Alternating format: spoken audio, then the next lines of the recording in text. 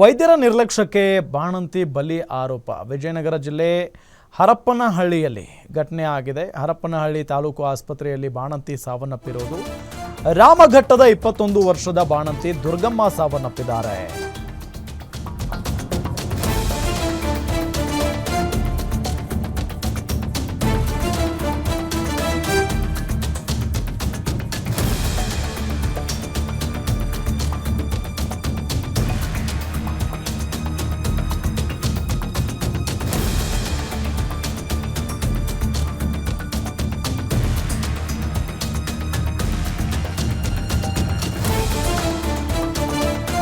ರಾಮಘಟ್ಟದ 21 ವರ್ಷದ ಬಾಣಂತಿ ದುರ್ಗಮ್ಮ ಸಾವನ್ನಪ್ಪಿರುವುದು. ರಾತ್ರಿ ಇಡೀ ನರಳಾಡಿದ್ದಾರೆ ಪಾಪ. ವೈದ್ಯರ ವಿರುದ್ಧ ಕುಟುಂಬಸ್ಥರು ಈಗ ಆರೋಪವನ್ನ ಮಾಡ್ತಾ ಇದ್ದಾರೆ. ಕೊನೆ ಕ್ಷಣದಲ್ಲಿ ದಾವಣಗೆರೆ ಜಿಲ್ಲಾಸ್ಪತ್ರೆಗೆ ರವಾನೆ ಮಾಡಲಾಗಿದೆ. ಜಿಲ್ಲಾಸ್ಪತ್ರೆಯಲ್ಲಿ ವೈದ್ಯರು ಎಷ್ಟೇ ಪ್ರಯತ್ನ ಪಟ್ಟರೂ ಚಿಕಿತ್ಸೆ ಫಲಕಾರಿಯಾಗಿಲ್ಲ. ಜಿಲ್ಲಾಸ್ಪತ್ರೆಯಲ್ಲಿ ಬಾಣಂತಿ ದುರ್ಗಮ್ಮ ಸಾವನ್ನಪ್ಪಿದ್ದಾರೆ. ತಾಲೂಕು ಆಸ್ಪತ್ರೆಯ ವೈದ್ಯರ ನಿರ್ಲಕ್ಷ್ಯದಿಂದ ಸಾವನ್ನಪ್ಪಿದ್ದಾರೆ ಅನ್ನೋ ಆರೋಪ ಕೇಳಿ ಬರ್ತಾ ಇದೆ.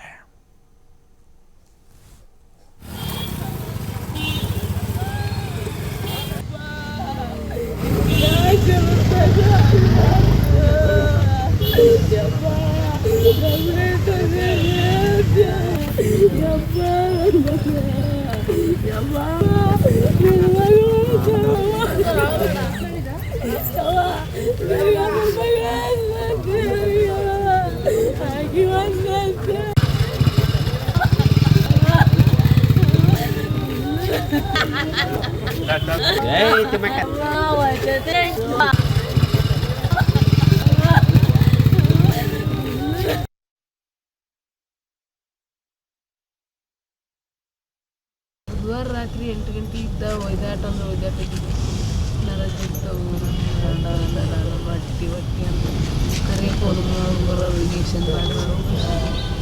ಅಲ್ಲಿದ್ದ ಮತ್ತು ಮುಂಜಾನೆ 8 ಗಂಟೆ ಮಟನೂ ಹಂಗ ಮಾಡಿದ್ರು. ಅದರಲ್ಲಿ ಇಲ್ಲಿ ಬಂದು ದಾವಣಗೆರೆಗೆ ಹೋಗಿ ಅಪ್ಷನ್ ಅಲ್ಲೇ ಮಾಡಿದ್ರು. ಯಾವ ಊರಲ್ಲಿ? ಅರ್ಪಮಳ್ಳಿ ಗೌರ್ಮೆಂಟ್ ಹಾಸ್ಪಿಟಲ್. ಇಲ್ಲಿಗೆ ಬಂದು ಇಲ್ಲಿ ಗೌರ್ಮೆಂಟ್ ಹಾಸ್ಪಿಟಲ್ ಇಲ್ಲಿ ಮತ್ತೆ ಇಂಪಾರ್ಟೆಂಟ್ ಆಗಿ ಆಪರೇಷನ್ ಆಗ್ಬೋದು. ರಕ್ತ ಎಲ್ಲ ಗಟ್ಟಿ ಗಿಟ್ಟಿ ಹೊಟ್ಟೆಗೆ ಅಂತ ಮಾಡ್ರಿ ಅಂತ ಮಾಡಕ್ಕೆ ನಿಂತ್ರು. ಒಳಗೆ ಗರ್ಭಚೀಲ ತೆಗಿಬೇಕಾಗಿತ್ತು, ಮಾತಕ್ಕೆ ತೆಗೀರಿ ಅಂತ ಹೇಳಿ. ಬುಧವಾರ ರಾತ್ರಿ 8 ಗಂಟೆ ಇದ್ದ ಒಯ್ದಾಟ ಅಂದ್ರೆ ಒಯ್ದಾಟಿದ್ದು ನರದಿದ್ದವು ಬಟ್ಟಿ ಅಂತ ಕರೆಯಕ್ಕೆ ಹೋದ್ರು. ಬರೋರು ಇಂಜೆಕ್ಷನ್ ಮಾಡಿದ್ರು. ಡೀಟೇಲ್ಸ್ ಕೊಡ್ತಾರೆ ನಮ್ಮ ದಾವಣಗೆರೆ ರಿಪೋರ್ಟರ್ ಮಲ್ಲಿಕಾರ್ಜುನ್. ಯಾವಾಗ ಆಗಿರುವಂಥ ಘಟನೆ ಇದು, ಹೇಗಾಯಿತು? ನಿಜಕ್ಕೂ ಅವರು ಆರೋಪಿಸ್ತಾರ ಪ್ರಕಾರ ವೈದ್ಯರ ನಿರ್ಲಕ್ಷ್ಯಕ್ಕೇನೆ ಬಲಿಯಾಗಿರೋದಾ? ಖಂಡಿತ ರಾಮ್. ಏನಂತಂದ್ರೆ ಏನು ವೈದ್ಯರನ್ನ ನಾವು ದೇವರ ಸ್ವರೂಪ ಅನ್ನೋಂತ ಒಂದು ನಾವು ಭಾವಿಸ್ತೀವಿ. ಆದ್ರೆ ಏನು ದೇವರಾದಂತವ್ರು ಈ ರೀತಿಯಾಗಿ ರಾಕ್ಷಸರಾದ್ರೆ ಹೇಗೆ ಅನ್ನುವಂತ ಒಂದು ಪ್ರಶ್ನೆ ಕಾಡ್ತದೆ. ಯಾಕಂತಂದ್ರೆ ವಿಜಯನಗರ ಜಿಲ್ಲೆ ಹರಪನಹಳ್ಳಿ ತಾಲೂಕಿನ ರಾಮಘಟ್ಟ ಗ್ರಾಮದ ದುರ್ಗಮ್ಮ ಅನ್ನುವಂತಹ ಮಹಿಳೆ ಏನಿದ್ರೆ ಕಳೆದ 3 ದಿನಗಳ ಹಿಂದೆ ಅಷ್ಟೇನೆ ಹರಪನಹಳ್ಳಿಯ ಸರ್ಕಾರಿ ಆಸ್ಪತ್ರೆಯಲ್ಲಿ ಏನು ಡೆಲಿವರಿಗೆ ಅಂತಾನೆ ಅವರು ಸೇರ್ತಾರೆ. ಅದಾದ ನಂತರದಲ್ಲಿ ಏನು ಸಿಜೇರಿಯನ್ ಮುಖಾಂತರವಾಗಿ ಆ ಮಹಿಳೆಗೆ ಏನು ಡೆಲಿವರಿ ಮಾಡ್ತಾ ಇದ್ದ ನಂತರದಲ್ಲಿ ಏನು ಹೊಲಿಗೆ ಹಾಕುವಾಗ ಆ ಸಂದರ್ಭದಲ್ಲಿ 2 ಸ್ಟಿಚ್ ಅನ್ನ ಕಡಿಮೆ ಆಗಿರ್ತಕ್ಕಂಥದ್ದು ಮತ್ತೆ ಹೊಟ್ಟೆಯಲ್ಲಿ ಒಂದು ಬ್ಲೀಡ್ ಆಗುತ್ತೆ. ಆ ಯಾವುದನ್ನು ಕೂಡ ಗಮನಿಸದೆ ವೈದ್ಯರ ಒಂದು ನಿರ್ಲಕ್ಷ್ಯವನ್ನ ತೋರ್ತಾರೆ. ಈ ಸಂದರ್ಭದಲ್ಲಿ ಅಲ್ಲಿ ಪತಿಯಾಗಿರ್ತಕ್ಕಂಥ ನಾರಾಯಣ ಅವರು ಏನಿದ್ದಾರೆ ಪದೇ ವೈದ್ಯರ ಬಳಿ ಹೋಗ್ಬಿಟ್ಟು ಪತಿ ತುಂಬಾ ಸಂಕಟ ಪಡ್ತಾ ಇದ್ದಾರೆ, ತುಂಬಾನೇ ಏನು ನೋವಾಗ್ತಿದೆ ಅಂತ ಹೇಳ್ತಿದ್ದಾರೆ. ಸೊ ಈ ಸಂಬಂಧಪಟ್ಟಂಗೆ ಬಂದು ಸ್ವಲ್ಪ ಚಿಕಿತ್ಸೆ ಕೊಡಿ ಅಂತಂದ್ರು ಕೂಡ ರಾತ್ರಿ ಯಾವುದೇ ರೀತಿಯಾದಂತಹ ಚಿಕಿತ್ಸೆಯನ್ನ ನೀಡಿಲ್ಲ. ಅದಾದ ನಂತರ ಮುಂಜಾನೆ ಬಂದಂತಹ ವೈದ್ಯರು ಏನಿದ್ದಾರೆ ಇದನ್ನ ಕಂಡೀಷನ್ ಅನ್ನು ನೋಡ್ಬಿಟ್ಟು ಇಲ್ಲಿ ಈ ಸಂದರ್ಭದಲ್ಲಿ ಇವಳಿಗೆ ಚಿಕಿತ್ಸೆ ಇಲ್ಲ ಏನು ಆಗಲ್ಲ, ಬದಲಾಗಿ ದಾವಣಗೆರೆ ಜಿಲ್ಲಾಸ್ಪತ್ರೆಗೆ ತಗೊಂಡೋಗಿ ಅಂತ ಹೇಳ್ತಾರೆ. ತಕ್ಷಣಕ್ಕೆ ತಗೊಂಡ್ಬಂದಂತಹ ಏನು ನಾರಾಯಣ್ ಮತ್ತೆ ಅವರ ಕುಟುಂಬಸ್ಥರು ಏನಿದ್ದಾರೆ ಇಲ್ಲಿ ದಾವಣಗೆರೆ ಜಿಲ್ಲಾಸ್ಪತ್ರೆಗೆ ಈ ದುರ್ಗಮ್ಮ ಅನ್ನುವಂತ ಮಹಿಳೆಯನ್ನ ಸೇರ್ತಾರೆ.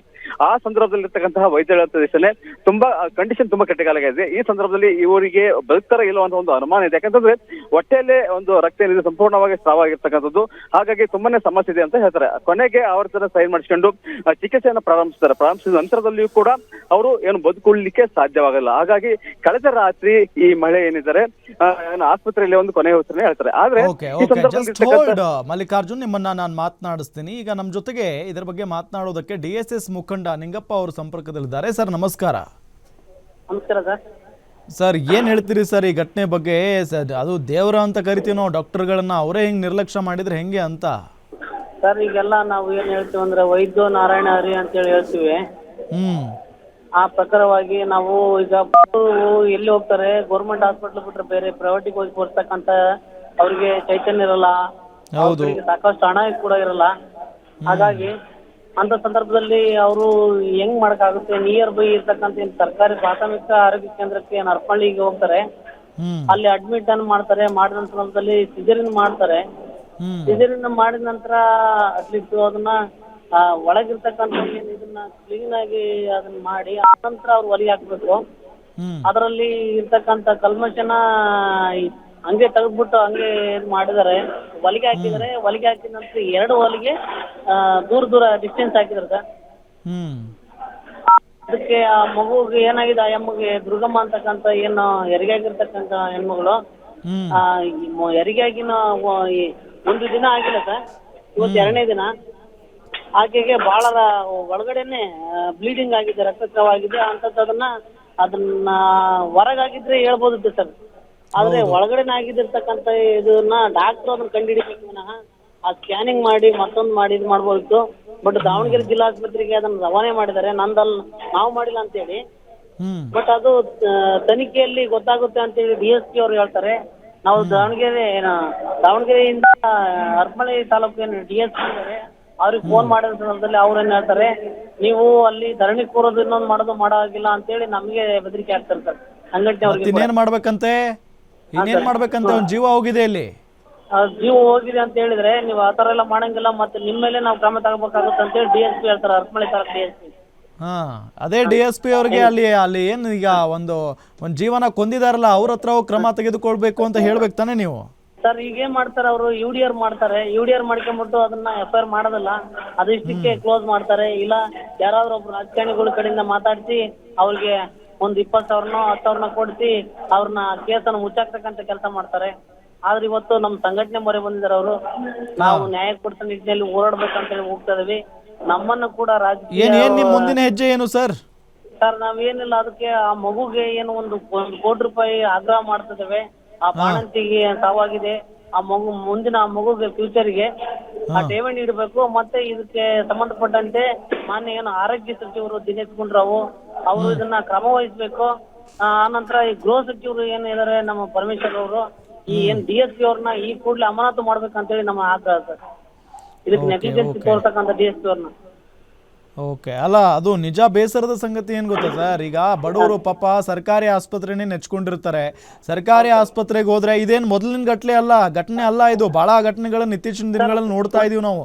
ಹೋದವರು ಹೆಣವಾಗಿ ವಾಪಸ್ ಬರ್ತಾ ಇದ್ದಾರೆ. ಹೌದು ಸರ್, ಈಗ ನೋಡ್ರಿ ಆ ಮಗು ಗತಿ ಏನ್ ಸರ್, ಈಗ ಹಾಲು ಉಣ್ಸಕ್ ಆಗ್ತಿಲ್ಲ, ಏನಿಲ್ಲ ಪರಿಸ್ಥಿತಿ. ಅಂತ ಪರಿಸ್ಥಿತಿಯಲ್ಲಿ ಒಳಗ ಬ್ಲೀಡಿಂಗ್ ಆಗಿರ್ತಕ್ಕಂಥದ್ದು ಹೆಂಗ್ ಗೊತ್ತಾಗುತ್ತೆ? ಹೊರಗಡೆ ಆದ್ರೆ ಏನೋ ಹೇಳ್ಬೋದು ಸರ್. ಈಗ ಡಾಕ್ಟರ್ಗಳು ಟೈಪ್ ಮಾಡಿದ್ರೆ ಕೆಲವು ಕಡೆ ಏನ್ ಮಾಡ್ತಾರೆ ಸರ್, ಈಗ ಸರ್ಜನ್ಗಳು ಇರೋದಲ್ಲ ಸರ್, ಈ PG ಸ್ಟೂಡೆಂಟ್ಸ್ಗಳು ಏನಿರ್ತಾರಲ್ಲ sir, first year, second year, third year ಅಂತೇಳಿ PG ಸ್ಟೂಡೆಂಟ್ಸ್ ಇರ್ತಾರೆ, ಅವ್ರಗಳ ಕಡೆಯಿಂದಾನೇ ಸಿಜರಿನ್ ಮಾಡಿಸ್ತಾರೆ. ಅವ್ರಿಗೆ ಅದು ಮಾಹಿತಿ ಇರೋದಿಲ್ಲ, ಅವ್ರಿಗೆ ಟ್ರೈನ್ ಅಪ್ ಮಾಡ್ತಕ್ಕಂಥವ್ರಿಗೆ ಇದನ್ನ ವಹಿಸ್ಕೊಡ್ತಾರೆ. ಹೆಂಗ್ ಸರ್ ಹಿಂಗಾಗ್ಬಿಟ್ರೆ? ನಿಜ ನಿಜ ನಿಜ. ನೋಡಿ, ಈಗ ನಿಮ್ಮ ಸಂಘಟನೆಯಿಂದ ಅವ್ರಿಗೆ ಏನು ಸಹಾಯ ಆಗಬೇಕು ಅದನ್ನ ಮಾಡಿ, ಈ ವಿಚಾರವನ್ನು ನಾವು ಸಂಬಂಧಪಟ್ಟಂತ ಇಲಾಖೆಗೆ ತಿಳಿಸುವಂಥ ಪ್ರಯತ್ನವನ್ನು ಮಾಡ್ತೀವಿ. ಥ್ಯಾಂಕ್ ಯು ನಿಂಗಪ್ಪ ಅವರೇ, ಗ್ಯಾರಂಟಿ ನ್ಯೂಸ್ ಜೊತೆಗೆ ಮಾತನಾಡಿದ್ದಕ್ಕೆ. ಇದ್ರ ಬಗ್ಗೆ ಮಾತನಾಡೋದಕ್ಕೆ ಮೃತರ ಸಂಬಂಧಿ ಹನುಮಂತಪ್ಪ ಅವರು ನಮ್ಮ ಜೊತೆಗೆ ಸಂಪರ್ಕದಲ್ಲಿದ್ದಾರೆ. ಹನುಮಂತಪ್ಪ, ಏನು ಕೇಳಬೇಕು ಈ ಸಂದರ್ಭದಲ್ಲಿ ಅನ್ನೋದು ಗೊತ್ತಾಗ್ತಾ ಇಲ್ಲ. ಯಾವಾಗ ಅಡ್ಮಿಟ್ ಮಾಡಿದ್ರಿ? ಡಾಕ್ಟರ್ ಏನು ಹೇಳಿದ್ರು ನಿಮಗೆ? ಸರ್ ಬೆಳಿಗ್ಗೆ 10 ಗಂಟೆಗೆ ಅವ್ರ ಯಜಮಾನ್ರು ಕರ್ಕೊಂಡು ಹಾಸ್ಪಿಟ್ಲ್ ಹೋಗಿದ್ದಾರೆ ಸರ್. ಹರಪನಹಳ್ಳಿ ಗೌರ್ಮೆಂಟ್ ಆಸ್ಪತ್ರೆಗೆ. ಹೌದು. ಅಲ್ಲಿ ಅವ್ರು ಏನಾದ್ರೆ ಅಡ್ಮಿಟ್ ಮಾಡ್ಕೊಂಡ್ರೆ 3 ಗಂಟೆಗೆ ಆಪರೇಷನ್ ಮಾಡ್ತೇವೆ ಅಂದ್ರೆ 3 ಗಂಟೆಗೆ ಆಪರೇಷನ್ ಆಗಿದೆ. 3 ಗಂಟೆಗೆ ಆಪರೇಷನ್ ಆದ್ಮೇಲೆ 8 ಗಂಟೆ ತನಕ ಅವ್ರಿಗೆ ಏನೋ ಅನ್ಸಿಲ್ಲ, ಸ್ವಲ್ಪ ನೋವಿದೆ ಅಷ್ಟೇ. 8 ಗಂಟೆ ಆದ್ಮೇಲೆ ಬಹಳ ಮೈಯಲ್ಲೆಲ್ಲ ಒಂಥರ ನೋವು ಆಗ್ತದೆ ಅಂತ ಒದ್ದಾಡಿದಾಳೆ. ಅಲ್ಲಿದ್ದ ಡಾಕ್ಟ್ರು ಯಾರು ಇಲ್ಲ, ಡಾಕ್ಟ್ರಿಗೆ ಹೇಳ್ಬೇಕಂದ್ರೆ ಯಾರು ಇಲ್ಲ. ಮತ್ತೆ ಅಲ್ಲಿ ಸಿಸ್ಟರ್ಗಳಿಗೆಲ್ಲ ಹೇಳಿದ್ರು ಕೂಡ ಅವರು ನೋವಿನ ಇಂಜೆಕ್ಷನ್ ಅದು ಏನೋ ಕೊಟ್ಕೊಂತ ಅದಾರ. ಬೆಳಿಗ್ಗೆ 10 ಗಂಟೆಗೆ ಬಂದಂತ ಡಾಕ್ಟ್ರು, 9-9:30 ಬಂದಂತ ಡಾಕ್ಟ್ರು ಇಮಿಡಿಯೇಟ್ಲಿ ಇದು ದಾವಣಗೆರೆ ಜಿಲ್ಲಾ ಆಸ್ಪತ್ರೆಗೆ ಹೋಗಿರಿ ಅಂತ ಹೇಳಿದ್ದಾರೆ. ಜಿಲ್ಲಾ ಆಸ್ಪತ್ರೆಗೆ ಬಂದ ತಕ್ಷಣ ಅಲ್ಲಿ ಡಾಕ್ಟ್ರು ನೋಡಿ, ಇಲ್ಲ ಇದು ಬಹಳ ಸಮಸ್ಯೆ ಇದೆ, ಬದುಕೋದು ನಮ್ಮ ಪ್ರಯತ್ನ ನಾವು ಮಾಡ್ತೇವೆ ಅಂತಂದು ಹೇಳಿ ಅವ್ರ ಎಲ್ಲ ಸೈನ್ ಮಾಡ್ಕೊಂಡಾರೆ. ಮತ್ತೆ ಆಪರೇಷನ್ ಮಾಡಿದಾರೆ ಅವರು. ಮತ್ತೆ ಆಪರೇಷನ್ ಮಾಡ್ಬೇಕಂದ್ರೆ ಮತ್ತೆ ಆಪರೇಷನ್ ಮಾಡಿದ್ದಾರೆ ಗರ್ಭಕೋಶದ್ದು. ಆವಾಗ ಮತ್ತೆ ಹೊರ ಬಂದಂತ ಡಾಕ್ಟರ್ ಏನಾಗಿದೆ ಅಂತ ಕೇಳಿದಾಗ ಇಲ್ಲ ಅದು ಆಪರೇಷನ್ ಮಾಡಿದಾಗ ಸರಿಯಾಗಿ ಸ್ಟಿಚ್ ಹಾಕಿಲ್ಲ ಒಳಗಡೆಗೆ ಅಂತ ಹೇಳಿದ್ರೆ ಅದು ಇನ್ಸೈಡ್ ಆಗಿದೆ ಸರ್ ಬ್ಲಡ್ ಇದು ಹೊರಗಡೆಗೆ ಔಟ್ಸೈಡ್ ಆಗಿಲ್ಲ. ಅದು ಫುಲ್ ಬ್ಲಡ್ ಎಲ್ಲ ಇದಾಗಿ ಇನ್ಫೆಕ್ಷನ್ ಆಗ್ಬಿಟ್ಟ ಸರ್. ಅಷ್ಟು ಸೆನ್ಸ್ ಇಲ್ದಿರೋ ಡಾಕ್ಟರ್ಗಳಿದಾರ ಅಲ್ಲಿ ಅಂತ. ಹೌದು, ಹರಪನಹಳ್ಳಿಯಲ್ಲಿ ಅವ್ರದ್ದು ಆ ಡಾಕ್ಟರ್ದು ಸ್ವಲ್ಪ ಅದು ಹಡಗಲಿಯಿಂದ ಬಂದಾರ ಸರ್. ಅವರು ಒಂದು 3-4 ತಿಂಗಳು ಆಗೈತಿ, ಅಲ್ಲಿ ಸಮಸ್ಯೆ ಇದ್ದು ಸರ್ ಅವ್ರವು. ಅದರಿಂದ ಇಲ್ಲಿ ಟ್ರಾನ್ಸ್ಫರ್ ಆಗಿ ಮಾಡಿದಾರ ಅವ್ರನ್ನ ಅಂತಂದು ಹೇಳ್ತಾರೆ ಸರ್. ಅವ್ರೇನ್ ಡಾಕ್ಟ್ರಾ ನರ್ಸಾ ಅವರು? Doctor sir. ಅದೇನು ಓದ್ಕೊಂಡಿದಾರೇನೋ ಅಪ್ಪ ಅವರು, ಅವ್ರಿಗೆ ಇಷ್ಟು ಗೊತ್ತಾಗಿಲ್ಲ ಅಂದ್ರೆ ಹೆಂಗೆ?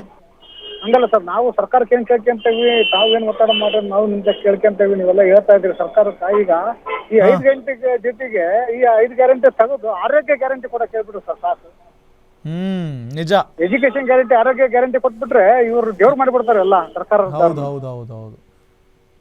ಇವತ್ತು ಬಡವರು ಹೋಗೋದೇ ಗೌರ್ಮೆಂಟ್ ಆಸ್ಪತ್ರೆ ಸರ್. ನಿಜ. ಓಕೆ ಹನುಮಂತಪ್ಪನವರೇ, ಥ್ಯಾಂಕ್ ಯು ಕರೆ ಮಾಡಿ ಮಾತನಾಡಿದ್ದಕ್ಕಾಗಿ. ಎಸ್ ನೋಡಿ, ಇಲ್ಲಿ ಪಾಪ ಮೃತರ ಸಂಬಂಧಿಕರ ಗೋಳಾಟವನ್ನು, ಜೊತೆಗೆ ಭಾಳ ಆಕ್ರೋಶ ಇದೆ, ಅವರಿಗೆ ಸಿಟ್ಟಿದೆ, ಯಾರ ಮೇಲೆ ತೋರಿಸ್ಬೇಕು ಅಂತ ಗೊತ್ತಾಗ್ತಾ ಇಲ್ಲ ಅಷ್ಟೇ.